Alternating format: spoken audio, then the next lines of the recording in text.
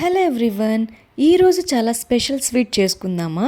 అదే carrot pulp halwa. మనలో చాలా మందికి క్యారెట్ జ్యూస్ అంటే చాలా ఇష్టం కదా, కానీ ఆ జ్యూస్ తీయగానే మిగిలిపోయే క్యారెట్ పల్ప్ని ఏం చేస్తారు?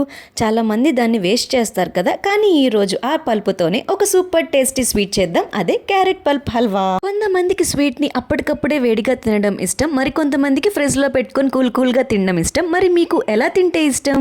దీనికి ఒక పాన్ తీసుకొని అందులో మనకి ఎంత కావాలో అంత నెయ్యి వేసుకొని అందులో చిన్న చిన్నగా కట్ చేసి పెట్టుకున్న జీడిపప్పుల్ని కూడా వేసి బాగా గోల్డెన్ కలర్ వచ్చేంత వరకు వేయించుకొని పక్కన పెట్టేసుకోండి. ఇప్పుడు ఎండు ద్రాక్షలు కొన్ని వేసుకొని అవి కూడా బాగా వేయించుకున్న తర్వాత వాటిని కూడా తీసి పక్కన పెట్టేసుకోండి.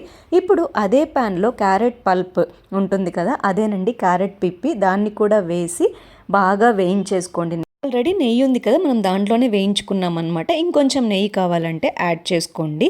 ఇప్పుడు ఒక 1 కప్పు వరకు షుగర్ కూడా వేసుకొని అంతా బాగా క్యారెట్కి షుగర్ పట్టేంత వరకు బాగా మిక్స్ చేసుకోండి.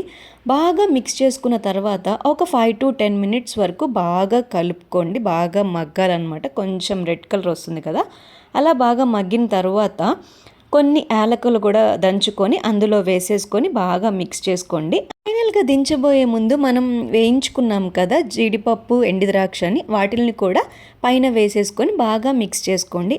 అంతే, అందరికీ ఎంతో నచ్చే క్యారెట్ పల్ప్ హల్వా రెడీ. ఈ క్యారెట్ పల్ప్ హల్వాలో మనం కావాలనుకుంటే పాలను కూడా యాడ్ చేసుకొని చేసుకోవచ్చు. సాఫ్ట్గా, స్మూత్గా అండ్ గీ ఫ్రాగ్రెన్స్తో ఉన్న ఈ క్యారెట్ పల్ప్ హల్వా ఎవరికైనా నచ్చుతుంది. కిడ్స్కి పెట్టాలనుకుంటే, షుగర్ వద్దు అనుకుంటే మనం బెల్లంతో కూడా చేసుకోవచ్చు. ఒకసారి ఈ రెసిపీ ట్రై చేయండి. వేస్ట్ అనుకునే ఈ పల్ప్ని టేస్ట్గా మార్చేయండి. Do subscribe.